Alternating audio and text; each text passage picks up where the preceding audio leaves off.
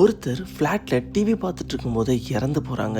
இறந்து போய் 3 வருஷம் கழிச்சு தான் வந்து அவங்க இறந்து போயிருக்காங்கன்னு சொல்லிட்டு அவங்க பக்கத்தில் இருக்கவங்களுக்கு கூட தெரியும்.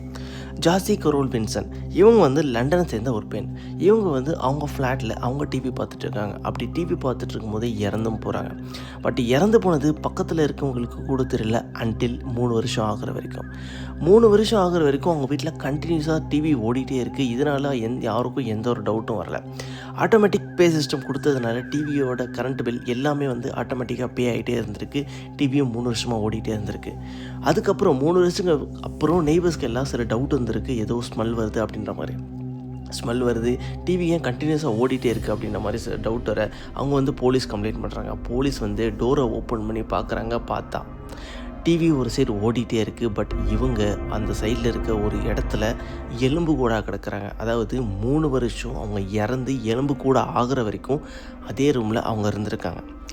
ஆக்சுவலி என்ன சொல்கிறாங்க அப்படின்னா, ஜோசி வந்து ரொம்ப நாளாக அவங்க ஃப்ரெண்ட்ஸ் கூடலாம் நல்லாவே பழகிட்டு இருந்தாங்க. பட் கொஞ்சம் கொஞ்சமாக அது எல்லாமே பழகிறது எல்லாமே ஸ்டாப் பண்ணாங்க. ஸ்டாப் பண்ணி தனிமையை ஃபீல் பண்ண ஸ்டார்ட் பண்ணாங்க. அப்படி தனிமையை ஃபீல் பண்ணது எவ்வளோ பெரிய கொடுமையாக அமைஞ்சிருக்கு அப்படின்றத நீங்களே பாருங்கள். ஸோ முடிஞ்ச வரைக்கும் தனிமையை அவாய்ட் பண்ணிவிட்டு எல்லாருக்கூடயும் ஒன்றா இருக்க ட்ரை பண்ணுங்கள்.